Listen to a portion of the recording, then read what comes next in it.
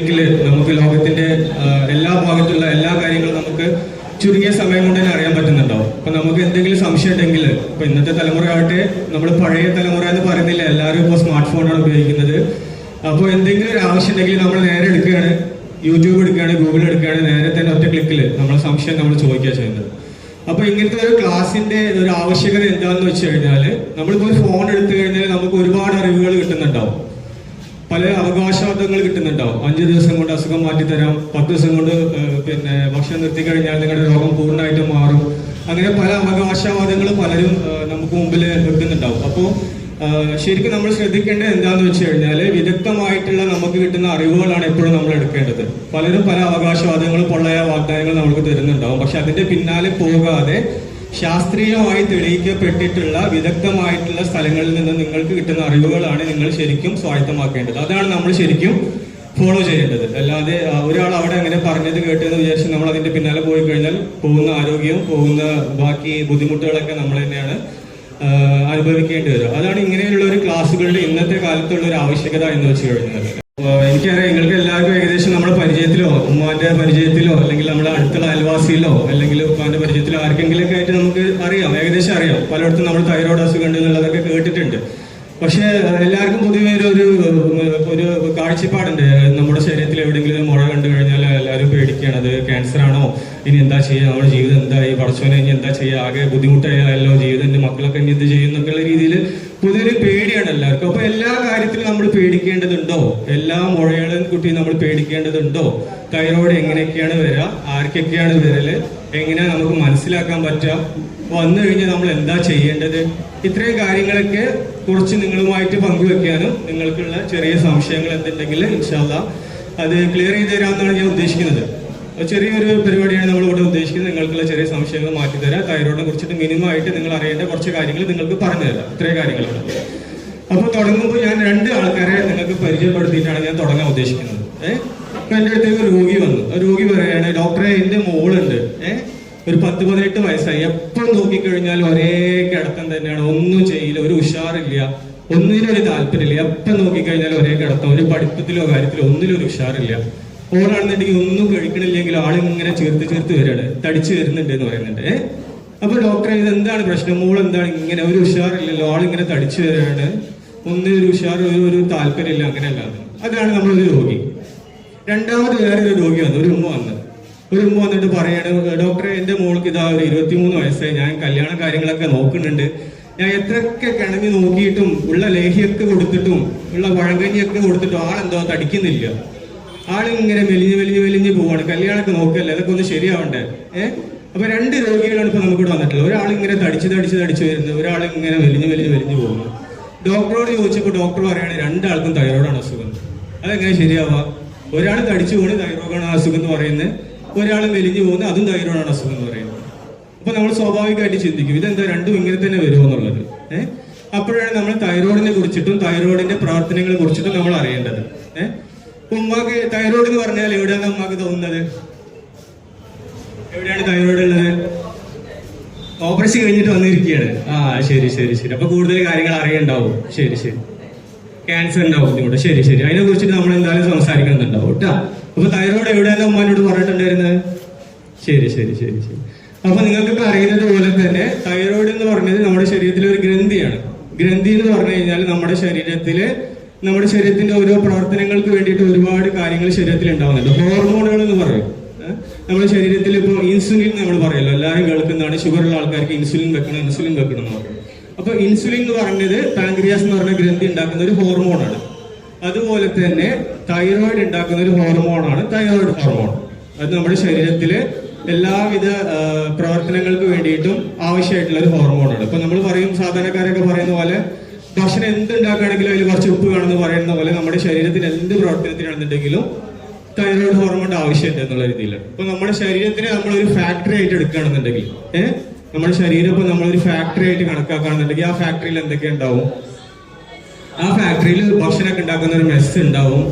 ഫാക്ടറിന്റെ കാര്യങ്ങളൊക്കെ നോക്കാൻ വേണ്ടിയിട്ട് ഓഫീസ് ജോലി ചെയ്യുന്ന കുറച്ച് ആൾക്കാരുണ്ടാവും. അല്ലെങ്കിൽ ഫാക്ടറിയിൽ ഇലക്ട്രിക്കൽ കാര്യങ്ങളൊക്കെ നോക്കാൻ വേണ്ടിയിട്ട് ഒരു ഇലക്ട്രീഷ്യൻ ഉണ്ടാവും. അല്ലെങ്കിൽ വെള്ളത്തിന്റെ കാര്യങ്ങളൊക്കെ നോക്കാൻ വേണ്ടിയിട്ട് ഒരു പ്ലംബർ ഉണ്ടാവും. അപ്പൊ ഇത് പറയുന്ന പോലെ തന്നെ നമ്മുടെ ശരീരത്തിലുള്ള നമ്മുടെ ഹൃദയ സംബന്ധമായിട്ടുള്ള പ്രവർത്തനങ്ങളൊക്കെ നോക്കുന്ന ഭാഗങ്ങളാണെങ്കിലും നമ്മുടെ ശ്വാസകോശത്തിന്റെ ഭാഗങ്ങളാണെങ്കിലും നമ്മുടെ നാഡി ഞരമ്പുകളാണെങ്കിലും നമ്മുടെ സ്ത്രീകളാണെന്നുണ്ടെങ്കിൽ അവരുടെ ആർത്തവത്തിന്റെ കാര്യങ്ങളൊക്കെ ആണെങ്കിലും ഇതെല്ലാം ഈ പറഞ്ഞ തൈറോയ്ഡ് ഹോർമോണുമായിട്ട് ബന്ധപ്പെട്ടിട്ടുള്ളതാണ്. പറഞ്ഞത് മനസ്സിലായില്ലേ? അതായത് തൈറോയ്ഡ് ഹോർമോണിൽ എന്തെങ്കിലും വ്യത്യാസം ഉണ്ടെങ്കിൽ നമ്മുടെ ശരീരത്തിലുള്ള എല്ലാ ഭാഗങ്ങളെയും അതിൽ പ്രതിഫലിക്കും, അതിന്റെ വ്യത്യാസങ്ങൾ പ്രതിഫലിക്കും. അതുകൊണ്ടാണ് ഇത്തരത്തിൽ വലിയ ഒരു റേഞ്ചിലുള്ള പ്രശ്നങ്ങളായിട്ടാണ് പൊതുവെ രോഗികൾ നമ്മുടെ അടുത്തേക്ക് എത്തുന്നുണ്ടാവുക. ഒരു കാരണം കൊണ്ട് മാത്രമല്ല എത്തുന്നുണ്ടാവുക, പല അവയവങ്ങളെയും പല ബോഡി സിസ്റ്റത്തിനെയും ബാധിക്കുന്നത് കാരണം കൊണ്ട് പല രീതിയിലായിട്ടാവും തൈറോയ്ഡ് രോഗികൾ നമ്മുടെ അടുത്തേക്ക് വരുന്നുണ്ടാവും. അപ്പൊ ആദ്യമായിട്ട് മനസ്സിലാക്കേണ്ടത് തൈറോയ്ഡ് എന്ന് പറഞ്ഞു കഴിഞ്ഞാൽ നമ്മുടെ കഴുത്തിലുള്ള ചെറിയൊരു ഗ്രന്ഥിയാണ്. നമ്മൾ പറയുന്ന ഒരു ബട്ടർഫ്ലൈ ഷേപ്പ്, അത് പൂമ്പാറ്റയുടെ ആകൃതിയിലുള്ള എന്ന് പറയില്ലേ, കണ്ടിട്ടില്ലേ? ചില ആൾക്കാർക്ക് തൈറോയിഡിന്റെ ഒരു ഭാഗത്ത് മാത്രമാവും മുഴയായിട്ട് കാണുന്നുണ്ടാവും, ചില ആൾക്കാർക്ക് തൈറോയിഡ് വീർത്തിട്ടാവും കാണുന്നുണ്ടാവും. അതായത് ഒരു പൂമ്പാറ്റയുടെ ആകൃതിയിലുള്ള ചെറിയ ഒരു 25 ഗ്രാം മാത്രം വെയിറ്റ് വരുന്ന പൂമ്പാറ്റയുടെ ആകൃതിയിലുള്ള ഒരു ചെറിയൊരു ഗ്രന്ഥിയാണ് തൈറോയിഡ് എന്ന് പറയുന്നത്, നമ്മുടെ കഴുത്തിന് മുൻവശത്തായിട്ടിരിക്കുന്നത്. ആ തൈറോയിഡ് ഗ്രന്ഥിയാണ് നമ്മുടെ ശരീരത്തിന് ആവശ്യമായിട്ടുള്ള തൈറോയിഡ് ഹോർമോൺ ഉണ്ടാക്കുന്നത്. ഇതാണ് തൈറോയിഡിനെ കുറിച്ചിട്ട് മൊത്തത്തിലൊന്ന് പറയാനുള്ളത്.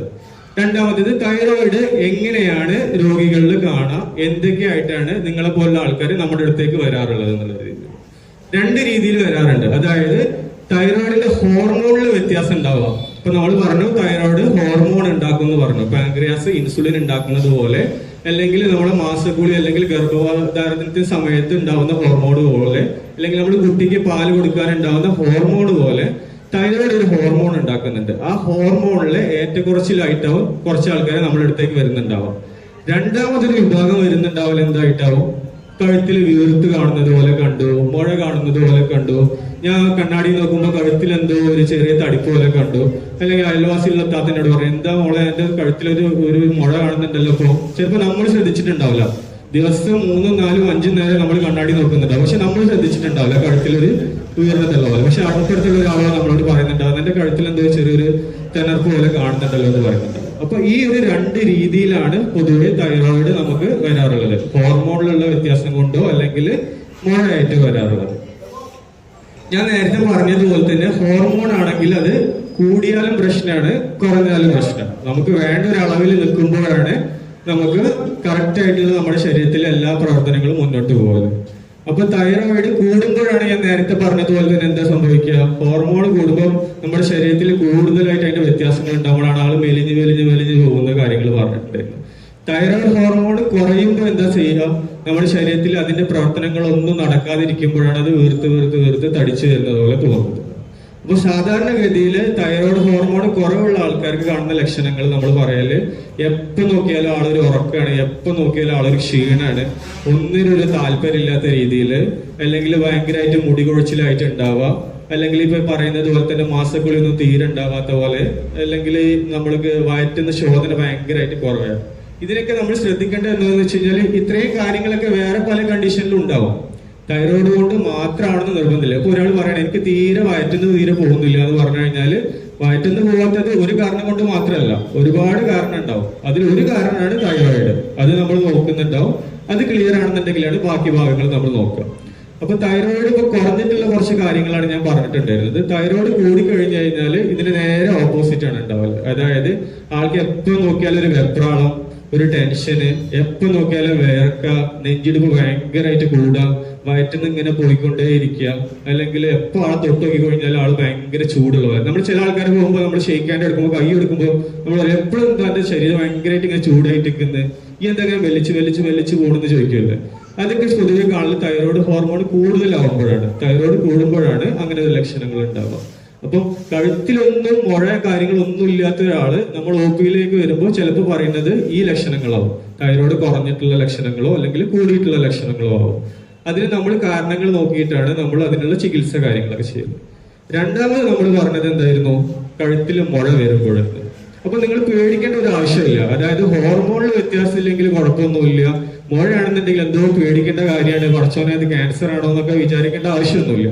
അപ്പൊ നമ്മൾ ഇവിടെ കയറിയിട്ടുള്ള ഒരു 100 ആൾക്കാരെ നമ്മൾ എടുത്തു കഴിഞ്ഞാല് 30 ആൾക്കാരെ നമ്മൾ വെറുതെ സ്കാനിങ് മെഷീൻ വെച്ചിട്ടൊന്ന് നോക്കിക്കഴിഞ്ഞാൽ എല്ലാവരുടെ കഴുത്തിലും മുഴകൾ ഉണ്ടാവും. കടുകിന്റെ വലുപ്പത്തിലുള്ളതോ അല്ലെങ്കിൽ ചെറിയൊരു 1 സെന്റിമീറ്റർ വലുപ്പത്തിലുള്ള മുഴകൾ ഉണ്ടാവും. ഒരു 100 ആൾക്കാർ എടുത്തു കഴിഞ്ഞാൽ അതിൽ 30 ആൾക്കാർക്ക് മുഴ ഉണ്ടാവും. ആ മുഴ ഒന്നും ഒരു കുഴപ്പമുണ്ടാവില്ല, അത് അങ്ങനെ അങ്ങോട്ട് പോകുന്നുണ്ടാവും. അതിലൊരു 6 ആൾക്കാർക്ക് മാത്രമേ പ്രയാസമുള്ള മുഴകൾ ഉണ്ടാവാനുള്ള സാധ്യത ഉള്ളൂ. അപ്പൊ നമ്മുടെ ഉദ്ദേശം എന്താണെന്ന് വെച്ച് കഴിഞ്ഞാൽ ആ 6 ആളിൽ നിങ്ങൾ പെടുന്നുണ്ടോ ഇല്ലയെന്ന് അറിയണമെന്നുണ്ടെങ്കിൽ നമ്മൾ എന്ത് വേണം? ഡോക്ടറെ കാണിക്കണം, സ്കാനിങ് എടുത്ത് നോക്കണം. അത് മാത്രമേ അതിൽ നമ്മൾ ശ്രദ്ധിക്കേണ്ടതായിട്ടുള്ളൂ. പിന്നെ തൈറോയിഡില് ഇപ്പൊ നമ്മൾ പറഞ്ഞത് തൈറോയിഡ് ഹോർമോൺ എന്താന്നുള്ളത് പറഞ്ഞിട്ടുണ്ട്, എങ്ങനെയൊക്കെയാണ് തൈറോയിഡ് സാധാരണഗതിയിൽ കണ്ടുവരാറുണ്ട് എന്ന് പറഞ്ഞിട്ടുള്ളത്. രണ്ടാമത്തേത് പറഞ്ഞു കഴിഞ്ഞാൽ തൈറോയിഡ് ബുദ്ധിമുട്ട് അല്ലെങ്കിൽ മുഴകൾ കൂടിക്കഴിഞ്ഞു കഴിഞ്ഞാൽ എന്തൊക്കെയായിട്ടാണ് ആൾക്കാർ കൂടുതൽ വരാന്നുള്ളതാണ് കേട്ടോ. അപ്പോൾ തൈറോയിഡ് ഹോർമോണ് വ്യത്യാസം ഉണ്ടായിട്ട് കഴുത്തിൽ മുഴ ആയിട്ട് വന്നു കഴിഞ്ഞാൽ അധികം നമ്മുടെ അടുത്തേക്ക് ആൾക്കാർ വരാനുള്ളത് കഴുത്തിൽ മുഴ ആയിട്ട് എന്താ സംഭവിക്കാന്ന് വെച്ച് കഴിഞ്ഞാൽ ശ്വാസം എടുക്കുമ്പോൾ ഒരു പ്രയാസം ഉണ്ടാകാം. കാരണം ഈ കഴുത്ത് എന്ന് പറയുന്നത് ചെറിയൊരു ഏരിയയാണ്. നമുക്ക് ശ്വാസം എടുക്കാനുള്ള ട്യൂബ് ആയിക്കോട്ടെ, ഭക്ഷണം കഴിക്കേണ്ട ട്യൂബ് ആയിക്കോട്ടെ, നമ്മളെ സംസാരത്തിന് സഹായിക്കുന്ന ഞരമ്പുകളായിക്കോട്ടെ, ഇതെല്ലാം ഈ കഴുത്തിലൂടെയാണ് പോകുന്നത്. അപ്പൊ ഈ മുഴ എവിടെ ഇരുന്നിട്ട് ഈ മുഴ വെളുപ്പം വെക്കുമ്പോൾ എന്താ സംഭവിക്കാന്ന് വെച്ച് കഴിഞ്ഞാൽ ഈ അടുത്തുള്ള ഭാഗത്തൊക്കെ ഇത് അമർന്ന് നിൽക്കുമ്പോൾ നമുക്ക് ഭക്ഷണം ഇറക്കാൻ ബുദ്ധിമുട്ടാവാം, അല്ലെങ്കിൽ ശ്വാസം എടുക്കാനുള്ള ബുദ്ധിമുട്ടാവാം, അല്ലെങ്കിൽ നല്ല സംസാരം നല്ല ഒച്ചയ്ക്കുള്ള ആളായിരുന്നു. ഇപ്പൊ കുറച്ച് ദിവസമായിട്ട് ഒച്ചയ്ക്ക് എന്തോ ചെറിയ ഒരു അടപ്പ് പോലെ എന്ന് പറയും. അപ്പൊ അങ്ങനെ എന്താന്ന് വെച്ച് കഴിഞ്ഞാൽ ആ മുഴ വലുതായിട്ട് ആ ഞരമ്പ് തട്ടി നിൽക്കുമ്പോഴാണ് സംസാരത്തിൽ ചെറിയ വ്യത്യാസം ഉണ്ടാവുന്നത്. അപ്പൊ ഇങ്ങനെയൊക്കെ ഒരു ലക്ഷണങ്ങളായിട്ട് ഒരാൾ വരികയാണെന്നുണ്ടെങ്കിൽ എന്ത് വേണം? നമ്മൾ സ്കാനിങ്ങും കാര്യങ്ങളൊക്കെ എടുത്ത് നോക്കുന്നുണ്ടാവും എന്നുള്ള രീതിയിലാണ്. അപ്പം തൈറോയിഡിൽ ബാക്കി എന്തൊക്കെ ടെസ്റ്റുകളാണ് നമ്മൾ ചെയ്യാന്നുള്ളതാണ്. ഇപ്പൊ നമ്മൾ ഇവിടെ എത്തുമ്പോൾ ബ്ലഡ് നമ്മൾ ടെസ്റ്റ് ചെയ്യുന്നുണ്ട്. അതായത് തൈറോയിഡ് ഹോർമോൺ അളവാണ് നമ്മളിവിടെ ടെസ്റ്റ് ചെയ്യുന്നത്. സാധാരണഗതിയിൽ 3 ടെസ്റ്റുകളാണ്, T3, T4, TSH. യൂഷ്വലി എല്ലാവരും TSH എന്ന് പറഞ്ഞിട്ടുള്ള ടെസ്റ്റാണ് നമ്മൾ ടെസ്റ്റ് ചെയ്യാറുള്ളത് എപ്പോഴും. ഇപ്പൊ നമ്മളൊക്കെ സ്വന്തമായിട്ട് ഒരു ടെസ്റ്റ് കിട്ടിക്കഴിഞ്ഞാൽ നോക്കേണ്ട ഒരു പ്രായത്തിലേക്ക് നമ്മളൊക്കെ എത്തിയിട്ടുണ്ടല്ലോ. അപ്പൊ നമ്മൾ ഡോക്ടറെ കാണുന്നതിന് മുമ്പ് നമ്മൾ തന്നെ ഒരു തൈറോയിഡ് ടെസ്റ്റ് കിട്ടിക്കഴിഞ്ഞാൽ നമ്മൾ എടുത്ത് നോക്കും. അപ്പൊ TSH നോക്കും. TSH കൂടുതലാവും. ഇപ്പൊ ഡോക്ടറെ അടുത്ത് പോകുമ്പോൾ ഡോക്ടർ പറയും ഹോർമോൺ കുറവാണെന്ന്. അപ്പൊ നിങ്ങൾ മനസ്സിലാക്കേണ്ടത് എന്താന്ന് വെച്ച് കഴിഞ്ഞാല് ബ്ലഡ് ടെസ്റ്റ് കൂടുതലാണെന്നുണ്ടെങ്കിൽ അതിന്റെ അർത്ഥം എന്ന് പറഞ്ഞു കഴിഞ്ഞാൽ ഹോർമോണിന്റെ അളവ് കുറവാണെന്നാണ്. അതായത് TSH എന്നുള്ളത് ഇപ്പൊ നിങ്ങൾ ഇവിടെ നോക്കുമ്പോൾ ഭയങ്കര കൂടുതലാണെന്നുണ്ടെങ്കിൽ ഹോർമോൺ കുറവാണ്, നിങ്ങൾക്ക് ഗുളിക വേണം എന്നാണ് അതുകൊണ്ട് ഉദ്ദേശിക്കുന്നത് എന്നുള്ള രീതിയിലാണ് കേട്ടോ. രണ്ടാമത് പിന്നെ നമ്മൾ പറയേണ്ടത് സ്കാനിങ്ങിനെ കുറിച്ചിട്ടാണ്. അപ്പോൾ രോഗി നമ്മുടെ അടുത്ത് തൈറോയിഡ് മുഴയായിട്ട് വരുമ്പോൾ നമ്മൾ ആദ്യം പടിയായിട്ട് നമ്മൾ ചെയ്യല് കൈവച്ചിട്ട് നമ്മൾ പരിശോധിച്ച് നോക്കുക ചെയ്യല്. പരിശോധിച്ച് നോക്കുമ്പോൾ നമുക്ക് എന്തെങ്കിലും വ്യത്യാസങ്ങൾ പോലെ തോന്നുകയാണെന്നുണ്ടെങ്കിലാണ് നമ്മൾ സ്കാനിങ് പറയാറുള്ളത്. സ്കാനിങ്ങിൽ നമുക്ക് സംശയമായിട്ടുള്ള എന്തെങ്കിലും തോന്നുകയാണെന്നുണ്ടെങ്കിൽ നമ്മൾ എന്ത് ചെയ്യും? എന്താ ചെയ്യുന്നുണ്ടാവുക? കേട്ടിട്ടുണ്ടോ? ബയോപ്സി. ബയോപ്സി എന്ന് കേൾക്കുമ്പോഴേ എല്ലാവർക്കും പേടിയാണ്. ബയോപ്സി എന്ന് കേട്ട് കഴിഞ്ഞാൽ പിന്നെ ആ ഭാഗത്തേക്കേ നമ്മൾ അടുക്കില്ല. അല്ല ഡോക്ടർ കണ്ട് ബയോപ്സി പറഞ്ഞേ ക്യാൻസർ എന്നാൽ കഴിഞ്ഞു, ഇനി ആകെ പിന്നെ ടെൻഷൻ അടിച്ച് വീട്ടിൽ പോയി കിടക്കുക എന്നുള്ളതാണ്. പക്ഷെ പേടിക്കേണ്ട ആവശ്യമൊന്നുമില്ല. ബയോപ്സി എന്ന് പറഞ്ഞത് നമ്മൾ സാധാരണയായിട്ട് ഉപയോഗിക്കുന്ന ഒരു വാക്ക് മാത്രമാണ്. ഏതെങ്കിലും ഒരു സംശയമുള്ള കോശത്തിൽ നിന്ന് നമ്മളൊരു ചെറിയ സൂചി, ഇപ്പൊ ഇവിടെ എടുക്കുന്ന പോലെ തന്നെ ഒരു ചെറിയ സൂചി വെച്ചിട്ട് നമ്മൾ കുത്തിയിട്ട് കോശങ്ങൾ എടുക്കുന്നതിന് പറയുന്ന പേര് മാത്രമാണ് ബയോപ്സി. എല്ലാ ബയോപ്സിയും ക്യാൻസർ ആണെന്ന് ഒരു നിർബന്ധവും ഇല്ല. ബയോപ്സി ചെയ്ത് നോക്കിയിട്ട് അതിൽ എന്തെങ്കിലും വ്യത്യാസം ഉണ്ടോ ഇല്ല എന്നുള്ള അറിയാൻ വേണ്ടിയിട്ട് മാത്രമാണ് നമ്മളത് ചെയ്യുന്നത്. അപ്പൊ ആദ്യത്തെ ഗഡിയായിട്ട് നമ്മൾ ബ്ലഡ് ടെസ്റ്റ് ചെയ്ത് നോക്കും. രണ്ടാമത് നിങ്ങൾ നമ്മുടെ അടുത്തേക്ക് വരുമ്പോൾ നമ്മൾ സ്കാൻ ചെയ്ത് നോക്കും. കഴുത്ത് സ്കാൻ ചെയ്ത് നോക്കിയിട്ട് തൈറോയിഡിന്റെ കുരുക്കൾ വല്ലതും ഉണ്ടോ, ഉള്ള കുരുക്കളിൽ എന്തെങ്കിലും വ്യത്യാസങ്ങൾ ഉണ്ടോ, നമ്മൾ ശ്രദ്ധിക്കേണ്ടതായിട്ട് എന്തെങ്കിലും ഉണ്ടോ, അങ്ങനെ എന്തെങ്കിലും തോന്നുകയാണെന്നുണ്ടെങ്കിൽ നമ്മൾ എന്ത് ചെയ്യും? ഒരു കുത്തിയെടുത്തിട്ടുള്ള പരിശോധന നടത്തും. ഈ കുത്തിയെടുത്തിട്ടുള്ള പരിശോധനയിലും യാതൊരു ബുദ്ധിമുട്ടും പറയാന്നില്ലെങ്കിൽ കുഴപ്പമൊന്നുമില്ല. നമുക്കൊരു 6 മാസം അല്ലെങ്കിൽ 1 കൊല്ലം കൂടുമ്പോൾ അതിങ്ങനെ സ്കാൻ ചെയ്ത് പോയാൽ മതി. അതല്ല, കുത്തിയെടുത്തതിൽ ചെറിയൊരു വ്യത്യാസം പറയുന്നുണ്ട്, ക്യാൻസറിന്റെ എന്തോ ചെറിയൊരു വ്യത്യാസം ചില ഇതിൽ കാണിക്കുന്നുണ്ട് എന്ന് പറയുന്ന ഘട്ടത്തിലാണ് നമുക്കതൊരു സർജറിയിലേക്ക് പോകാന്നുള്ളത് കേട്ടോ.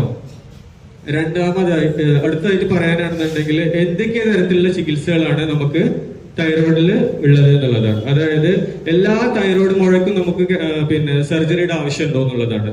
എല്ലാ തൈറോയിഡ് മുഴക്കും നമുക്ക് സർജറിയുടെ ആവശ്യമൊന്നുമില്ല. തൈറോയിഡ് എപ്പോഴൊക്കെ വീർക്കാന്ന് വെച്ച് കഴിഞ്ഞാല് ചെറിയ നീർക്കെട്ടൊക്കെ ഉണ്ടല്ലോ, നമുക്ക് ചെറിയ വൈറൽ പനി വന്നു കഴിഞ്ഞാലോ അല്ലെങ്കിൽ ശരീരത്തിൽ ഉണ്ടാവുന്ന പൊതുവേ നീർക്കെട്ടിന്റെ ഭാഗമായിട്ടോ നമ്മളൊക്കെ കണ്ടിട്ടുണ്ട്. ചെറിയ 16 വയസ്സുള്ള അല്ലെങ്കിൽ 15 വയസ്സുള്ള പെൺകുട്ടികളൊക്കെ ചിലപ്പോൾ ചില സമയത്ത് മൊത്തത്തിൽ കഴുത്തിലൊരു വീർണത പോലായിട്ട് വരാറുണ്ട്. അതൊന്നും നമുക്ക് ഒരു ഓപ്പറേഷൻ രീതിയിലേക്ക് പോകേണ്ട അസുഖമല്ല. കാരണം ആ ഒരു കുറച്ച് സമയത്ത് ആ ഒരു ബുദ്ധിമുട്ട് മാറിക്കഴിഞ്ഞു കഴിഞ്ഞാൽ ആ തടിപ്പ് തനിയെ തന്നെ ചുങ്ങിപ്പോവും. നമുക്ക് ഓപ്പറേഷന്റെ കാര്യങ്ങളൊന്നും ആവശ്യമൊന്നുമില്ല. എപ്പോഴാണ് നമുക്ക് തൈറോയിഡ് ഓപ്പറേഷൻ ആവശ്യമായിട്ട് വരാന്നുള്ളതാണ്. ഒന്നാമത്തേത് എന്ന് പറഞ്ഞു കഴിഞ്ഞാൽ ഞാൻ നേരത്തെ പറഞ്ഞ പോലെ തന്നെ തൈറോയിഡ് ഭയങ്കരമായിട്ട് വലുപ്പം വെച്ചിട്ട് ശ്വാസം മുട്ടലോ അല്ലെങ്കിൽ ഭക്ഷണം ഇറക്കാൻ പ്രയാസമോ അല്ലെങ്കിൽ അങ്ങനത്തെ എന്തെങ്കിലും ബുദ്ധിമുട്ടുണ്ടെങ്കിൽ നമുക്ക് സർജറി ഓപ്പറേഷൻ നിർബന്ധമായിട്ട് വരും. അല്ലെങ്കിൽ തൈറോയിഡിൽ ക്യാൻസറിന് എന്തെങ്കിലും ബുദ്ധിമുട്ടോ കാര്യങ്ങളോ പറയുകയാണെന്നുണ്ടെങ്കിലും നമുക്ക് ഓപ്പറേഷൻ ആവശ്യമായിട്ട് വരാറുണ്ട്. അല്ലെങ്കിൽ ഒരു രോഗി പറയുകയാണ് എന്റെ കഴുത്തിൽ ഭയങ്കര മുഴ, കാണുമ്പോൾ ഒരു ബുദ്ധിമുട്ടോ കാര്യങ്ങളോ ഒക്കെ പറയുകയാണെന്നുണ്ടെങ്കിലും നമുക്ക് ഓപ്പറേഷൻ ആവശ്യമായിട്ട് വരാറുണ്ട്. തൈറോയിഡ് പിന്നെ നമുക്ക് ഗുളികകളിലൂടെയും ഒരു പരിധിവരെ നമുക്ക് നിയന്ത്രിച്ച് നിർത്താവുന്നതാണ്. അതായത് 2 തരത്തിലുള്ള ഗുളികകളുണ്ട്. തൈറോയിഡ് കൂടി കഴിഞ്ഞ് കഴിഞ്ഞാൽ കൊടുക്കേണ്ട ഗുളികയുണ്ട്, കുറഞ്ഞു കഴിഞ്ഞ് കഴിഞ്ഞാൽ കൊടുക്കേണ്ട ഗുളികയുണ്ട്. പൊതുവെ രോഗികളൊക്കെ ചിലപ്പോൾ പറയാറുണ്ട്, എനിക്ക് ആ ഡോക്ടർ തന്നത് 20 മില്ലിഗ്രാമിന്റെ ഗുളികയാണ്, എനിക്ക് ആ ഡോക്ടർ തന്നത് 150 മില്ലിഗ്രാമിന്റെ ഗുളികയാണ്. അപ്പൊ 150 ഉള്ള ആൾക്കാർക്ക് കുറെ തൈറോയിഡും 20 ഉള്ള ആൾക്കാർക്ക് കുറച്ച് തൈറോയിഡും അങ്ങനെയൊക്കെ ഉണ്ടോ എന്നൊരു പൊതുവെയുള്ള സംശയമാണ്. പക്ഷെ അങ്ങനെയൊന്നുമില്ല, രണ്ടും 2 രീതിയിലുള്ള ഗുളികകളാണ്. തൈറോയിഡ് കൂടുതലുള്ള ആൾക്കാർക്ക് നമ്മൾ എന്താണെന്ന് വെച്ച് കഴിഞ്ഞാൽ തൈറോയിഡ് കുറയ്ക്കാനുള്ള ഗുളിക കൊടുക്കും. തൈറോയിഡ് കുറവുള്ള ആൾക്കാർക്ക് നമ്മൾ എന്താണെന്ന് വെച്ച് കഴിഞ്ഞാൽ തൈറോയിഡ് കൂടാനുള്ള ഗുളിക കൊടുക്കും. അതിന്റെ അവസ്ഥയോടാണ് അതിന്റെ ഡോസും അങ്ങോട്ടും ഇങ്ങോട്ടൊക്കെ വ്യത്യാസമായിരിക്കും. അതായത് 100 ഉള്ള ആൾക്കാർക്ക് കുറച്ച് തൈറോയിഡ്, 150 ഉള്ള ആൾക്കാർക്ക് കൂടുതൽ തൈറോയിഡ് എന്നുള്ള രീതിയിലുള്ള ചിന്തകളൊന്നും നമുക്ക് വേണ്ട എന്നുള്ളതാണ് ഉദ്ദേശിക്കുന്നത്. പിന്നെ തൈറോയിഡിലെ ഒരു ചികിത്സാ രീതിയാണ് റേഡിയേഷൻ എന്ന് പറയുന്നത്. റേഡിയേഷൻ നമ്മൾ സാധാരണ ക്യാൻസർ ആയിട്ട് വരുമ്പോഴാണ് കൊടുക്കാറുള്ളത്. തൈറോയിഡിന്റെ കണ്ടീഷനിൽ റേഡിയേഷൻ എന്ന് പറയുമ്പോൾ നമ്മൾ പേടിക്കേണ്ട ആവശ്യമൊന്നുമില്ല. മുടി കൊഴിഞ്ഞു പോവുക, അല്ലെങ്കിൽ തൊലിയൊക്കെ ബുദ്ധിമുട്ടാവുക, നഖത്തിലൊക്കെ വ്യത്യാസം വരാ, ക്ഷീണിക്കുക, വായല് തൊലിയൊക്കെ പോവുക. സാധാരണ ക്യാൻസർ രോഗികളിൽ കീമോതെറാപ്പി, റേഡിയേഷൻ എടുക്കുമ്പോഴൊക്കെ നിങ്ങൾ ക്യാൻസർ രോഗികളൊക്കെ കാണുന്നതാണല്ലോ ചാരിറ്റബിൾ ട്രസ്റ്റിലൊക്കെ. പൊതുവെ അങ്ങനെയാണ് കാണാറുള്ളത്. ക്ഷീണിച്ച് വായല തൊലിയൊക്കെ പോയി മുടിയൊക്കെ പോയിട്ട് ബുദ്ധിമുട്ട്. പക്ഷെ തൈറോയിഡിന്റെ റേഡിയേഷനെ കുറിച്ചിട്ട് അങ്ങനെ നമ്മൾ പേടിക്കേണ്ട കാര്യമൊന്നുമില്ല. അതൊരു മെഷീൻ വഴി കൊടുക്കുന്ന റേഡിയേഷൻ ഒന്നുമില്ല. ഒരു ചെറിയൊരു ഗുളിക കഴിച്ചിട്ട് തൈറോയിഡ് നമ്മൾ കരിച്ചു കളയണതിനാണ് തൈറോയിഡ് റേഡിയേഷൻ എന്ന് പറയുന്നത്. അപ്പൊ റേഡിയേഷൻ എന്ന് കേൾക്കുമ്പോഴേക്കും ബേജാറായിട്ട് ഇതെന്തോ വലിയ സംഭവമാണ് നമ്മൾ വിചാരിക്കേണ്ട കാര്യങ്ങളൊന്നുമില്ല കേട്ടോ. പിന്നെ എന്താന്ന് വെച്ച് കഴിഞ്ഞാൽ ഞാൻ നേരത്തെ പറഞ്ഞതുപോലെ തന്നെ എല്ലാ തൈറോയിഡ് മുഴകളും ക്യാൻസർ അല്ല. ഒരു 100 ആൾക്കാരെ നമ്മൾ എടുക്കുകയാണെന്നുണ്ടെങ്കിൽ അതിലൊരു 6 പേർക്ക് മാത്രമേ തൈറോയിഡിൽ ഉണ്ടാവുന്ന ക്യാൻസർ ഉണ്ടാവാനുള്ള സാധ്യതയുള്ളൂ എന്നുള്ളത് കേട്ടോ. ഇപ്പൊ പടച്ചോ എന്നോട് വന്നിട്ട് ചോദിക്കുകയാണെന്ത്, ഞാനൊരു ക്യാൻസർ തരാൻ വിചാരിക്കുന്നുണ്ട്, എന്തായാലും മെനക്കെട്ട് എനിക്കൊരു ക്യാൻസർ ഞാൻ തരാൻ വിചാരിക്കുന്നുണ്ട്, എനിക്ക് ഏത് ക്യാൻസറാണ് വേണ്ടതെന്ന് വെച്ച് കഴിഞ്ഞാൽ ഞാൻ എന്താ പറയാന്നറിയോ, എനിക്ക് തൈറോയിഡ് ക്യാൻസർ തന്നാൽ മതി എന്നാ പറയാം. കാരണം എന്താന്ന് വെച്ച് കഴിഞ്ഞാൽ നമുക്ക് ചികിത്സിച്ച് പൂർണ്ണമായിട്ട് ഭേദമാക്കാൻ പറ്റുന്ന ഏറ്റവും നല്ല ക്യാൻസറാണ് നമ്മുടെ ശരീരത്തിൽ വന്നു കഴിഞ്ഞാൽ തൈറോയിഡ് ക്യാൻസർ എന്നുള്ള രീതിയിൽ. ബാക്കി കുടലിന്റെ ക്യാൻസർ ആയിക്കോട്ടെ, ആമാശയത്തിന്റെ ക്യാൻസർ ആയിക്കോട്ടെ, ലിവറിന്റെ ക്യാൻസർ ആയിക്കോട്ടെ, പാങ്ക്രിയാസിന്റെ ക്യാൻസർ ആയിക്കോട്ടെ, എന്നൊക്കെ നമുക്ക് ചികിത്സിച്ചു കഴിഞ്ഞാൽ അതിന്റെ ചികിത്സ, തുടർ ചികിത്സ, അതിന്റെ കീമോതെറാപ്പി, ഓപ്പറേഷന് ശേഷമുള്ള ബുദ്ധിമുട്ട് കാര്യങ്ങളൊക്കെ ആയിട്ട് നമുക്കറിയാമല്ലോ രോഗിയുടെ അവസ്ഥ എങ്ങനെയൊക്കെയാ പോവാന്നുള്ളത്. പക്ഷെ തൈറോയിഡിൽ ഒരു ക്യാൻസർ വന്നു കഴിഞ്ഞാൽ ഓപ്പറേഷൻ ചെയ്തതോട് കൂടിയിട്ട് ആ ക്യാൻസർ പൂർണ്ണമായിട്ട് നമ്മുടെ ബോഡിയിൽ നിന്ന്, നമ്മുടെ ശരീരത്തിൽ നിന്ന് ഇല്ലാതാവാണ് ചെയ്യുന്നത്. അപ്പൊ ഓപ്പറേഷനെ കുറിച്ചിട്ട് പേടിച്ചിട്ട് നമ്മൾ എന്ത് ചെയ്യരുത്, ചെയ്യാതിരിക്കരുത്. ഓപ്പറേഷനെ കുറിച്ചിട്ട് പേടിച്ചിട്ട് നമ്മൾ തൈറോയിഡിൽ ഒരു ബുദ്ധിമുട്ട് വന്നിട്ട് ചെയ്യാതിരുന്നു കഴിഞ്ഞാൽ അത് കൂടുതൽ ദോഷമായിട്ടാണ് നമുക്ക് വരാറുള്ളത് കേട്ടോ. ചെയ്ത് ഉമ്മാക്ക് തന്നെ അറിയാലോ അല്ലെ. അപ്പൊ കഴിഞ്ഞില്ലേ, എന്തെങ്കിലും ബുദ്ധിമുട്ടുണ്ടോ? ഒന്നുമില്ല, ഉമ്മാന്റെ കാര്യങ്ങളൊക്കെ സുഖമായിട്ട് നടക്കുന്നുണ്ട്, ഭക്ഷണം കഴിക്കുന്നുണ്ട്, സംസാരിക്കുന്നുണ്ട്, എല്ലാം ചെയ്യുന്നുണ്ട്. കൊല്ലം ബ്ലഡിന്റെ ഒരു ടെസ്റ്റ് മാത്രം നമ്മൾ ചെയ്യേണ്ട ആവശ്യമുള്ളൂ, അസുഖം പിന്നെ വരുന്നുണ്ടോ എന്ന് അറിയാൻ വേണ്ടി. വന്നു കഴിഞ്ഞാൽ തന്നെ എന്ത് വേണം, ചെറിയൊരു ഗുളിക കഴിച്ചിട്ട് അത് കരിയിച്ച് കളയും, അത്രയും മാത്രമേ ഉള്ളൂ. നമ്മൾ ഈ അസുഖത്തിനെ കുറിച്ച് ആലോചിച്ച് പേടിച്ചിട്ട് അതിന്റെ ചികിത്സ ചെയ്യാതിരിക്കരുത് എന്നാണ് എപ്പോഴും എനിക്ക് പറയാനുള്ളത്. നമ്മളെ അടുത്ത് വരുന്ന രോഗികളൊക്കെ ഒരുപാട് അവിടെ എവിടെയൊക്കെ പോയിട്ട് നമുക്ക് ഒന്നും ചെയ്യാൻ പറ്റാത്ത ഒരു അവസ്ഥയിൽ വരുമ്പോൾ നമുക്ക് തന്നെ സങ്കടമാണ്. ഇവർ കുറച്ചൊന്ന് നേരത്തെ വന്നിരുന്നെങ്കിൽ നമുക്ക് സുഖമായിട്ട് വിടായിരുന്നല്ലോ എന്നുള്ള രീതിയിൽ. ഇപ്പൊ കുടലിന്റെ ക്യാൻസർ ഒക്കെ സാന്ദർഭികമായിട്ട് ഞാൻ പറയാണ്, കുടലിന്റെ ക്യാൻസർ അല്ലെങ്കിൽ പിന്നെ മാറിലുണ്ടാവുന്ന ക്യാൻസർ ഒക്കെ ആയിട്ട് നമുക്ക് പാലക്കാട് ജില്ലയിൽ നിന്നോ അല്ലെങ്കിൽ ആ ഒരു ഉൾപ്രദേശത്തു നിന്നോ ഇതേപോലെ ബോധവൽക്കരണ ക്ലാസ്സുകളോ അവബോധമൊന്നും കിട്ടാത്തത് കാരണം കൊണ്ട് വെച്ചിരുന്ന് ചീഞ്ഞു വരുന്നത് പോലെ നമുക്ക് മാറൊക്കെ ഫുൾ പൊട്ടി ഒലിച്ചിട്ടാണ് വരാറുള്ളത്. നമുക്ക് പൂർണ്ണമായിട്ട് മാറ്റാൻ പറ്റുന്ന ഒരു അസുഖമാണ്. പക്ഷെ എന്താന്ന് വെച്ച് കഴിഞ്ഞാൽ നമ്മുടെ അറിവില്ലായ്മ കൊണ്ട്, നമ്മൾ അതിനെ കുറിച്ചിട്ട് ബോധവാന്മാരാവാത്തത് കൊണ്ട് നമുക്ക് ചികിത്സിച്ച് മാറ്റാൻ പറ്റുന്ന ഒരവസ്ഥയും കഴിഞ്ഞു പോകും. അപ്പൊ നമ്മൾ എപ്പോഴും ശ്രദ്ധിക്കേണ്ടത് എന്താണെന്ന് വെച്ച് കഴിഞ്ഞാൽ നമുക്ക് എന്തെങ്കിലും വ്യത്യാസങ്ങൾ തോന്നിക്കഴിഞ്ഞു കഴിഞ്ഞാല് നിങ്ങൾ അടുത്തുള്ള ഒരു ഡോക്ടറെ അടുത്ത് പോയിട്ട് ഒന്ന് കാണിക്കുന്നവർക്ക് എന്താ നമ്മൾ തെറ്റ് വിചാരിക്കാറുള്ളത്? എല്ലാവരും വിചാരിക്കുന്നത് എന്താ, ഗുളിക കഴിക്കണ്ടേ, വലിയ എന്തോ കെമിക്കൽ അല്ലേ, ഭയങ്കര സൈഡ് എഫക്റ്റ് അല്ലേ എന്ന് വിചാരിച്ചിട്ട് ഒരു ഡോക്ടറെ അടുത്തും പോകില്ല. കൊല്ലം റമദാൻ വരുമ്പോ നമുക്കിവിടെ ഫുൾ ജാർ സോഡ അത് ഇത് എന്നൊക്കെ പറഞ്ഞിട്ട് പല സാധനങ്ങൾ ഇറങ്ങും. യാതൊരു ടെസ്റ്റും ഇല്ലാതെ, അതിന്റെ ഒരു ഉറപ്പും ഒന്നും ഇല്ലാതെ മുളക് പൊടിയും സോഡയും എല്ലാം കൂടി മിക്സ് ചെയ്തിട്ടൊക്കെ വലിച്ചു വാരി കുടിക്കാൻ നമുക്ക് ഒരു പ്രയാസമില്ല. പക്ഷെ കൊല്ലങ്ങളായിട്ട് നടത്തിയെടുത്തിട്ടുള്ള ഒരു ചെറിയ ഗുളിക നമുക്ക് കഴിക്കണമെങ്കിൽ നമുക്ക് 1000 സംശയമാണ്. ഗുളികക്ക് എന്തെങ്കിലും സൈഡ് എഫക്റ്റ് ഉണ്ടോ, ഗുളിക ഇല്ലാതെ എന്തെങ്കിലും മാറാൻ പറ്റുമോ, ഭക്ഷണത്തിന് നിയന്ത്രിച്ചിട്ട് മാറ്റാൻ പറ്റുമോ, ഇങ്ങനെ 100 കൂട്ടം സംശയങ്ങളാണ്. പക്ഷെ ഒരു പൊരിച്ച് ചിക്കൻ തിന്നണേനോ തന്തൂരി തിന്നണേനോ അൽഫാം തിന്നണേനോ ഒന്നും നമുക്ക് യാതൊരു ബുദ്ധിമുട്ടൊന്നുമില്ല. അപ്പൊ ആ രീതിയിലുള്ള ചിന്താഗതി നമ്മൾ മാറ്റണം എന്നാണ് എനിക്ക് പറയാനുള്ളത്. നമ്മളെപ്പോഴും കൃത്യമായിട്ടുള്ള ചികിത്സയാണ് നമ്മൾ എടുക്കേണ്ടത് എന്നാണ് കേട്ടോ. തൈറോയിഡിന്റെ ക്യാൻസറിനെ കുറിച്ചിട്ടാണെന്നുണ്ടെങ്കിൽ ഒരു 100% ഉണ്ടെങ്കിൽ അതിൽ 90% ക്യാൻസറും നമുക്ക് വലിയ ബുദ്ധിമുട്ടുണ്ടാക്കാത്ത ക്യാൻസറാണ്. നമുക്ക് ഓപ്പറേഷൻ ചെയ്ത് കഴിഞ്ഞ് കഴലുകൾ എടുത്തും കൂടി ചെയ്ത് കഴിഞ്ഞാൽ പൂർണ്ണമായിട്ട് മാറുന്നതാണ്. അതിലൊരു 5% മാത്രമേ ഉള്ളൂ നമുക്ക് പ്രയാസം ഉണ്ടാക്കുന്ന ക്യാൻസർ. ആ പ്രയാസം ഉണ്ടാക്കുന്ന ക്യാൻസർ നമ്മൾ അറിയാതെ പോകാൻ പാടില്ല എന്നാണ് ഞാൻ ഉദ്ദേശിക്കുന്നത്. അതായത് കഴുത്തിൽ എന്തെങ്കിലും മുഴകൾ കണ്ടു കഴിഞ്ഞാൽ നിങ്ങൾ എന്ത് ചെയ്യാറ്, ഒരു ഡോക്ടറെ കാണണം, സ്കാനിങ് എടുക്കണം, ആവശ്യമുണ്ടെങ്കിൽ FNAC കുത്തി പരിശോധനയ്ക്ക് നടക്കണം. കുഴപ്പമില്ലാത്തതാണെന്നുണ്ടെങ്കിൽ നമുക്കൊന്നും വേണ്ട, ചിലപ്പോൾ സർജറി ആവശ്യം ഉണ്ടാവില്ല, മരുന്ന് കുടിച്ചു കഴിഞ്ഞാൽ തന്നെ മാറുന്നുണ്ടാവും. പിന്നെ സർജറിയെ കുറിച്ച് പൊതുവെ ആൾക്കാർക്കുള്ളൊരു വിമുഖത എന്താന്ന് വെച്ച് കഴിഞ്ഞാല്, ഓപ്പറേഷൻ കഴിഞ്ഞ് കഴിഞ്ഞാൽ വലിയൊരു പാടുണ്ടാവും. എല്ലാവരും പറയുന്നുണ്ട് തൈറോയിഡിന്റെ ഓപ്പറേഷൻ കഴിഞ്ഞ് കഴിഞ്ഞാല് പിന്നെ സൗണ്ട് പോകുന്ന ബുദ്ധിമുട്ടുണ്ടാവും, പിന്നെ കാലാകാലങ്ങളായിട്ട് ഗുളിക കഴിക്കേണ്ടി വരും, ആ രീതിയിലുള്ള അപ്പൊ തൈറോയിഡ് ഓപ്പറേഷൻ കഴിഞ്ഞു കഴിഞ്ഞാൽ പൊതുവെ നമ്മൾ കോംപ്ലിക്കേഷൻസ് എന്ന് പറയും. അതായത് ഒരു ഓപ്പറേഷൻ കഴിഞ്ഞു കഴിഞ്ഞാൽ ഉണ്ടാവേണ്ട സങ്കീർണതകൾ എന്ന് പറയും. തൈറോയിഡിൽ ഉണ്ടാവേണ്ട സങ്കീർണതകളൊക്കെ നമുക്ക് മാറ്റാവുന്നതേ ഉള്ളൂ, വലിയ ബുദ്ധിമുട്ടുള്ള ഒന്നല്ല. വലിയ സ്ഥിരമായിട്ട് അങ്ങനെ വലിയൊരു ബുദ്ധിമുട്ടുണ്ടാക്കുന്ന രീതിയിലുള്ള സങ്കീർണതകളൊന്നും തൈറോയിഡ് ഓപ്പറേഷൻ കഴിഞ്ഞു കഴിഞ്ഞാൽ ഉണ്ടാവില്ല. പൊതുവെ എല്ലാവരും പറയുന്നത് കലയാണ്, കഴുത്തിലൊരു കല ഉണ്ടാവുന്നുള്ള രീതിയിലാണ്. ഇപ്പൊ നമ്മളൊക്കെ ചെയ്യാന്ന് വെച്ച് കഴിഞ്ഞാൽ നമ്മുടെ കഴുത്തിൽ ഇങ്ങനെ മടക്കുമ്പോൾ തന്നെ ഒരു വര കാണുന്നുണ്ടല്ലോ, ആ ചെറിയ വരയിലെ കൂടെ തന്നെ നമ്മൾ മുറിവുണ്ടാക്കി കഴിഞ്ഞു കഴിഞ്ഞാൽ കാണാനൊന്നും ഉണ്ടാവില്ല എന്നുള്ളതാണ്. രണ്ടാമത്തേന്ന് പറഞ്ഞു കഴിഞ്ഞാല് ഒച്ച ഉണ്ടാക്കുന്ന ഞരമ്പുകള്, നമ്മൾ സൗണ്ട് ഉണ്ടാക്കുന്ന ഞരമ്പുകൾ പോകുന്നത് തൈറോയ്ഡ് ഗ്രന്ഥിന്റെ അടുത്ത് കൂടെയാണ്. അപ്പൊ അതിലെന്തെങ്കിലും ബുദ്ധിമുട്ടുണ്ടാവുമെന്നാണ് എല്ലാവർക്കും ഉള്ളൊരു പേടി. ഇപ്പൊ നിങ്ങൾക്ക് അസീസ് സാറിനെ ഞാൻ പരിചയപ്പെടുത്തേണ്ട ആവശ്യമില്ല. സാർ ഏകദേശം ഒരു 10-35 കൊല്ലമായി 35,000 ഓപ്പറേഷൻ, നിങ്ങളുടെയൊക്കെ അയൽവാസി തന്നെയാണ്, വെളിയങ്കോടുള്ളതാണ് സാറ്.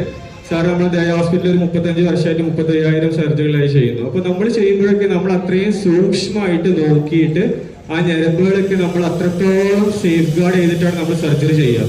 ആ ഞരമ്പുകൾക്കൊന്നും ഒരു ബുദ്ധിമുട്ടില്ലാതെ കണ്ടെത്തിയിട്ടാണ് നമ്മൾ സർജറി ചെയ്യുക. അപ്പോൾ 100 ഒരാൾക്കോ 2 മാത്രം ചെറിയൊരു അടച്ചിൽ പോലെ, അതും താൽക്കാലികമായിട്ടല്ല, കുറച്ച് സമയത്തേക്ക് വന്നതെന്ന് മാത്രമേ ഉള്ളൂ. അപ്പൊ അതിനെ കുറിച്ച് ആലോചിച്ചിട്ട് നമ്മൾ അതിന്റെ ചികിത്സ എടുക്കാതിരിക്കരുത്.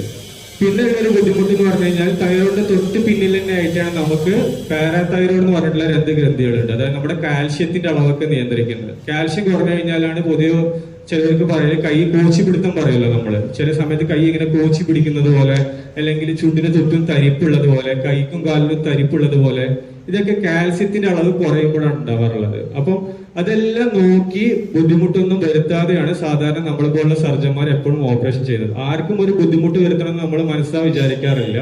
എല്ലാവർക്കും ഏറ്റവും കൃത്യമായിട്ടുള്ളത് നോക്കിയിട്ട് അത് മാറ്റിയെടുത്തിട്ടാണ് നമ്മൾ ഏറ്റവും ആവശ്യമുള്ളത് മാത്രം എടുത്തിട്ടാണ് നമ്മൾ ഓപ്പറേഷൻ ചെയ്യാറുള്ളത്. അപ്പൊ ആ രീതിയിലാണ് തൈറോയിഡിന്റെ ഓപ്പറേഷൻ പറയുന്നത്. തൈറോയിഡ് എപ്പോഴും നിങ്ങൾ ചോദിക്കുന്നുണ്ടോ മുഴുവനായിട്ട് എടുക്കേണ്ട ആവശ്യമുണ്ടോ? നമ്മൾ നേരത്തെ പറഞ്ഞു പൂമ്പാറ്റയുടെ ഷേപ്പിലുള്ള ഒരു ഗ്രന്ഥിയാന്ന് പറഞ്ഞു, 2 ഭാഗങ്ങളുണ്ട്. അപ്പൊ ചില സന്ദർഭങ്ങളിൽ നമുക്ക് തൈറോയിഡ് മുഴുവനായിട്ട് എടുക്കേണ്ട ആവശ്യമില്ല, മുറിവുണ്ടാക്കിയിട്ട് ഒരു പകുതി ഭാഗം മാത്രം എടുത്താൽ മതി. അപ്പോൾ അങ്ങനെയുള്ള ചില കണ്ടീഷൻസ് ഉണ്ട്. ക്യാൻസറിൻ്റെതൊക്കെ വരുമ്പോൾ നമ്മൾ മുഴുവനായിട്ട് എടുക്കേണ്ടി വരും. അല്ലാതെ ചെറിയ കുരുക്കളൊക്കെ ആണെന്നുണ്ടെങ്കിൽ പകുതി മാത്രം എടുത്താൽ മതി. പകുതി മാത്രം എടുക്കുകയാണെന്നുണ്ടെങ്കിൽ നമുക്ക് ഗുളിക കഴിക്കേണ്ട അത്യാവശ്യമൊന്നുമില്ല. മുഴുവനായിട്ട് എടുക്കുമ്പോൾ നമ്മൾ പറഞ്ഞതുപോലെ തന്നെ നമ്മുടെ ശരീരത്തിന്റെ എല്ലാ പ്രവർത്തനങ്ങൾക്കും വേണ്ടതാണല്ലോ തൈറോയ്ഡ് ഹോർമോൺ. അതുകൊണ്ട് ഹോർമോണിന്റെ ഗുളിക നമ്മൾ ബാക്കിയുള്ള കാലം ജസ്റ്റ് ചെറിയൊരു ഗുളിക നമ്മൾ കഴിക്കണം എന്ന് മാത്രമേ ഉള്ളൂ. പിന്നെ കലയെ കുറിച്ചിട്ടാണെന്നുണ്ടെങ്കിൽ ഇപ്പൊ പൊതുവെ എല്ലായിടത്തും പിന്നെ ലാപ്രോസ്കോപ്പി, കീഹോൾ സർജറിയുടെ ഒരു കാലഘട്ടമാണല്ലോ. പൊതുവെ എല്ലാവർക്കും കല കാണിക്കാൻ ആഗ്രഹമില്ലാത്തതിന്റെ പേരിൽ എല്ലാവരും ഇപ്പൊ കീഹോൾ സർജറിയിലേക്കാണ് പോകുന്നത്. തൈറോയിഡിലാണെന്നുണ്ടെങ്കിൽ നമുക്ക് കീഹോളൊക്കെ അവൈലബിൾ ആണ്. തൈറോയിഡിന്റെ സർജറി നമുക്ക് കീഹോൾ തന്നെ ചെയ്യാൻ പറ്റും. കക്ഷത്തിൽ 2 ചെറിയ മുറിവുകൾ ഉണ്ടാക്കിയിട്ടാണ് നമ്മൾ ചെയ്യാറുള്ളത്. അത്യാവശ്യമൊന്നുമില്ല, നമ്മൾ കല വലിയൊരു പ്രശ്നമില്ല എന്നുണ്ടെങ്കിൽ സുഖമായിട്ട് തന്നെ നമുക്ക് കഴുത്തിലൂടെ മുറിവ് ഉണ്ടാക്കിയിട്ട് തന്നെ ചെയ്യേണ്ടതേ ഉള്ളൂ എന്നാണ് കേട്ടോ. വേറെ ഏകദേശം തൈറോയിഡിനെ കുറിച്ചിട്ട് അത്യാവശ്യം 2 കാര്യങ്ങളൊക്കെ ഞാൻ പറഞ്ഞിട്ടുണ്ടെന്നാണ് എനിക്ക് തോന്നുന്നത്. ഇനി ഉമ്മക്ക് ആർക്കെങ്കിലും സംശയങ്ങൾ വല്ല ഉണ്ടെങ്കിൽ ജസ്റ്റ് കുറച്ച് വേണമെങ്കിൽ ചോദിക്കാവുന്നേ ഉള്ളൂ. തീർച്ചയായിട്ടും ഞാനത് മിസ്സായി പോയത്. ഭക്ഷണം, അതായത് പിന്നെ തൈറോയിഡ് ഞാൻ പറഞ്ഞല്ലോ, തൈറോയിഡ് ഹോർമോണിന്റെ കുറവ് എന്ന് പറഞ്ഞല്ലോ. തൈറോയിഡ് സാധാരണ കാണാറുള്ളത് അയോഡിൻ കുറഞ്ഞ സ്ഥലങ്ങളിലാണ്. മുമ്പ് കാലത്തൊക്കെ നമ്മൾ പറഞ്ഞിട്ടുള്ളത് ഹില്ലി ഏരിയാസ്, അതായത് കുന്നും പ്രദേശങ്ങളിലൊക്കെ. നമ്മളിപ്പം കടലിനോട് ചേർന്നിട്ടുള്ള തീരദേശ ജില്ല ആയതുകൊണ്ട് നമുക്ക് ഉപ്പുണ്ട്, അല്ല പിന്നെ കടലിനെത്തുന്ന മത്തിയിലാണെങ്കിലും എല്ലാത്തിലും ഉപ്പ് രസം ഉണ്ടായതുകൊണ്ട് ഉപ്പും കാര്യങ്ങളൊക്കെ കിട്ടുന്നതുകൊണ്ട് നമുക്ക് തൈറോയിഡ് വലുതായിട്ട് വരാൻ സാധ്യതയില്ല. സാധാരണഗതിയിൽ അയഡിൻ കുറഞ്ഞ സന്ദർഭങ്ങളിലാണ് നമ്മൾ തൈറോയിഡ് കൂടുതലായിട്ട് പറയാറുള്ളത്. പിന്നെ ഒരെണ്ണം ക്യാബേജ് പറയല്ലോ നമ്മൾ. ക്യാബേജ്, കോളിഫ്ലവർ, സോയ ഇങ്ങനെയുള്ള ഭക്ഷണങ്ങളിലൊക്കെ ചെറിയ അളവിൽ സാധാരണ ആഴ്ചയിൽ ഒരു നേരം കഴിക്കുന്നതുകൊണ്ടൊന്നും ബുദ്ധിമുട്ടൊന്നുമില്ല. പക്ഷെ അമിതമായിട്ടുള്ള അളവിൽ നമ്മൾ കഴിക്കുമ്പോൾ ഗോയിട്രോജനിക് എന്ന് പറയും, തൈറോയിഡിന് ഉയർന്നുണ്ടാവാനുള്ള സാധ്യത ഉണ്ട് എന്നാണ് പറയുന്നത് ഭക്ഷണത്തിന് വെച്ചിട്ട് കേട്ടോ. ഇനി എന്തെങ്കിലും സംശയങ്ങൾ എന്തെങ്കിലും ഉണ്ടെങ്കിൽ ചോദിച്ചോളൂ. ചോദിച്ചത് ഞാൻ അത്രയും ഡീറ്റെയിൽസിലേക്ക് ഞാൻ പോകാത്തോണ്ടായിരുന്നു. അതായത് തൈറോയിഡ് ഒഫ്താൽമോപ്പതി നമ്മൾ പറയും. തൈറോയിഡ് ഹോർമോൺ കൂടുതലായി കഴിഞ്ഞു കഴിഞ്ഞാല് ചിലരുടെ കണ്ണ് ഇങ്ങനെ തുറച്ചിങ്ങനെ നിൽക്കുന്ന പോലെ ഒരു ഇതുണ്ടാവാറുണ്ട്. കണ്ണ് തുറച്ചിരിക്കുക, കണ്ണ് പുറത്തേക്ക് ചാടുക, കണ്ണ് ഇമ വെട്ടുന്നത് കുറയുക. ഇതൊക്കെ നമ്മൾ ടോക്സിക് ഗ്രോത്ത് എന്ന് പറയും. തൈറോയിഡ് ഹോർമോൺ കൂടുതലാകുന്ന അവസ്ഥയിലാണ് ഉണ്ടാവാറുള്ളത്. അത് ഹോർമോണിന്റെ അളവ് നമ്മൾ ഗുളിക കൊടുത്തിട്ട് കുറച്ച് കൊണ്ടുവരുന്നതിനനുസരിച്ചിട്ട് ഇതെല്ലാം മാറും. നമ്മൾ അറിഞ്ഞിരിക്കേണ്ടത് തൈറോയിഡിന്റെ ബുദ്ധിമുട്ടുകളൊക്കെ, തൈറോയിഡ് കാരണമുള്ള ബുദ്ധിമുട്ടുകളൊക്കെ നമ്മൾ ഹോർമോണിന്റെ ഗുളിക ഒഴിച്ച് അത് നിയന്ത്രിച്ച് നിന്ന് കഴിഞ്ഞാൽ അത് കാരണമുള്ള ബുദ്ധിമുട്ടുകളും കാര്യങ്ങളൊക്കെ നമുക്ക് മാറ്റാവുന്നതേ ഉള്ളൂ എന്നാണ് കേട്ടോ.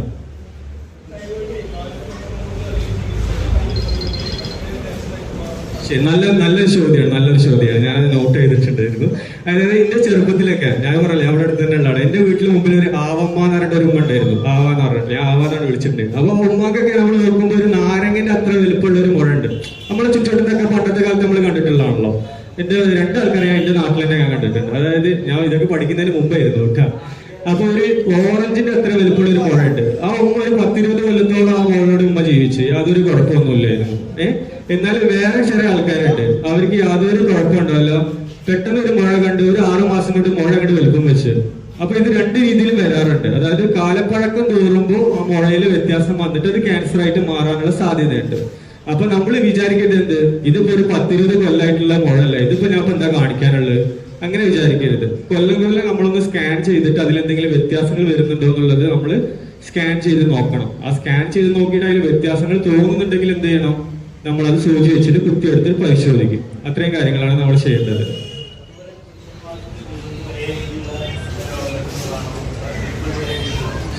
നല്ല ചോദ്യം തന്നെ. പുരുഷന്മാരിൽ സാധാരണഗതിയിൽ ഇപ്പൊ നമ്മളൊരു പഞ്ചായത്തിൽ തന്നെ എടുത്തു കഴിഞ്ഞാൽ നമ്മൾ ചോദിക്കുന്നവർക്കൊക്കെ സ്ത്രീകൾക്കാവും അധികം കൂടുതൽ തൈറോയിഡ് ഉള്ളത്. അതിനൊരു പാരമ്പര്യത്തിന്റെ ഒരു ശാഖ ഉണ്ട്, ജനറ്റിക് പ്രീഡിസ്പോസിഷൻ നമ്മൾ പറയും. അതായത് ഒരു പോപ്പുലേഷൻ എടുത്തു കഴിഞ്ഞാൽ, ഒരു കൂട്ടെടുത്തു കഴിഞ്ഞാൽ 2 സ്ത്രീകൾക്ക് തൈറോയിഡ് ഉണ്ടാകുമ്പോൾ ഒരു പുരുഷന് മാത്രമേ തൈറോയിഡ് ഉണ്ടാവുള്ളൂ. പുരുഷന്മാരിൽ സ്വതവേ തൈറോയിഡ് അധികം കാണാറില്ല. പക്ഷെ കണ്ടു കഴിഞ്ഞു കഴിഞ്ഞാൽ അത് ശ്രദ്ധിക്കേണ്ടതാണ് എന്നാണ്. കാരണം പുരുഷന്മാരിൽ തൈറോയിഡ് വന്നു കഴിഞ്ഞാൽ സ്ത്രീകളെ അപേക്ഷിച്ചിട്ട് അതിൽ പ്രശ്നങ്ങൾ ഉണ്ടാവാനുള്ള സാധ്യതകൾ കൂടുതലാണ്. പിന്നെ നമ്മുടെ പ്രായം അനുസരിച്ചിട്ട്, അതായത് ചെറിയ പ്രായത്തിലുള്ള കുട്ടികൾക്കും വൃദ്ധന്മാരിലും പ്രായമായവരിലും പെട്ടെന്ന് തൈറോയിഡ് കാണുന്നുണ്ടെങ്കിലും അതും നമ്മൾ ശ്രദ്ധിക്കേണ്ടതാണ്. പ്രായത്തിനെ സംബന്ധിച്ചിട്ടും അത് നമ്മൾ ശ്രദ്ധിക്കേണ്ടതാണ്. എക്സ്ട്രീംസ് ഓഫ് ഏജ് എന്ന് പറയും. ചെറിയ പ്രായത്തിലും പ്രായമാകുമ്പോഴും വരുന്ന തൈറോയിഡുകൾ കൂടുതൽ നമ്മൾ ശ്രദ്ധിക്കേണ്ടതാണ്. സദസ്സിൽ എന്തെങ്കിലും ചോദ്യങ്ങളുണ്ടോ? ഇല്ല, നല്ലതാണ് ഞാൻ പറഞ്ഞത്. എല്ലാ തൈറോയിഡും നമ്മൾ സർജറി ചെയ്യേണ്ട ആവശ്യമില്ല. പറഞ്ഞില്ലേ, തൈറോയിഡിന്റെ ചികിത്സാ രീതികൾ പലതരത്തിലുണ്ട്. മരുന്ന് വെച്ചിട്ടുള്ള ചികിത്സാ രീതിയുണ്ട്, സർജറി വെച്ചിട്ടുള്ള ചികിത്സാ രീതിയുണ്ട്. തൈറോയിഡ് ഹോർമോൺ രക്തത്തിൽ മാത്രമാണ് കാണിക്കുന്നതെന്നുണ്ടെങ്കിൽ ഗുളിക വെച്ചാൽ മതി. ചില കണ്ടീഷനിൽ ചിലപ്പോൾ 2-3 വർഷം കൊണ്ട് ഗുളിക നിർത്താൻ പറ്റുന്നുണ്ടാവും. അത് ഗ്രന്ഥിന്റെ തന്നെ പ്രശ്നമാണെന്നുണ്ടെങ്കിൽ നമ്മളിപ്പോൾ ഒന്ന് സപ്പോർട്ട് ചെയ്യേണ്ടി വരും. ജീവിതകാലം മൊത്തം തൈറോയിഡ് ഗുളിക കഴിക്കണമെന്ന് മാത്രമേ. തൈറോയിഡ് വലുപ്പം വെച്ച് വരിക, അല്ലെങ്കിൽ ക്യാൻസറിന്റെ ലക്ഷണങ്ങൾ കാണിക്കുക, അല്ലെങ്കിൽ വലുപ്പം വെച്ചൊരു കാരണം കൊണ്ടുള്ള ശ്വാസം മുട്ടല്, ഭക്ഷണം ഇറക്കാനുള്ള ബുദ്ധിമുട്ട്, ഒച്ചയിലുള്ള വ്യത്യാസം, ഇത്രയൊക്കെ കാണുന്നുണ്ടെങ്കിൽ നമ്മൾ സർജറി ചെയ്യേണ്ട ആവശ്യമുള്ളൂ.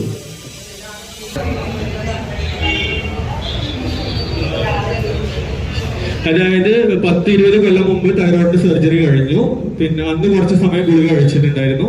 ഇപ്പൊ ഗുളിക ഒന്നും കഴിക്കുന്നില്ല. അപ്പൊ നിങ്ങളുടെ അത് മുഴുവനായിട്ട് ഗ്രന്ഥി എടുത്തിട്ടുണ്ടോ പകുതി മാത്രം എടുത്തിട്ടുണ്ടോ എന്നുള്ളത് അറിയുന്നില്ല. അതാ ഞാൻ പറഞ്ഞത്. അതായത് നമ്മൾ പറഞ്ഞതുപോലെ തന്നെ പൂമ്പാറ്റയുടെ ആകൃതിയിലുള്ളതാണല്ലോ. അപ്പൊ ഒരു ഭാഗത്ത് മാത്രം മുഴയാണെന്നുണ്ടെങ്കിൽ നമ്മൾ എന്താ ചെയ്യാ, ഒരു പകുതി മാത്രമേ എടുക്കുള്ളൂ. ഒരു പകുതി എടുത്തു കഴിഞ്ഞാൽ ബാക്കി പകുതി അതിന്റെ പണി എടുത്തോളൂ. അപ്പൊ നമ്മൾ ഗുളിക കഴിക്കേണ്ട ആവശ്യമൊന്നുമില്ല എന്നുള്ള രീതിയിൽ കേട്ടാ. ബ്ലഡ് നമ്മൾ ചെക്ക് ചെയ്തിട്ട് ബ്ലഡിൽ തൈറോയിഡിന്റെ അളവ് നോർമൽ ആണെന്നുണ്ടെങ്കിൽ ഗുളിക കഴിക്കേണ്ട ആവശ്യമില്ല. പക്ഷെ ചെക്ക് ചെയ്യാതെ നോർമലാണെന്ന് വിചാരിച്ചിട്ട് ഇരിക്കാൻ പാടില്ല. നമ്മൾ 6 മാസം കൂടുമ്പോഴോ അല്ലെങ്കിൽ 1 വർഷത്തിലോ നമ്മൾ ചെക്ക് ചെയ്യണം. ചെക്ക് ചെയ്തിട്ട് നോർമൽ ആണെന്നുണ്ടെങ്കിൽ ഗുളികേണ്ട ആവശ്യമൊന്നുമില്ല. നോർമൽ ഇല്ലാന്നുണ്ടെങ്കിൽ നമ്മൾ ഗുളിക കുടിക്കണം.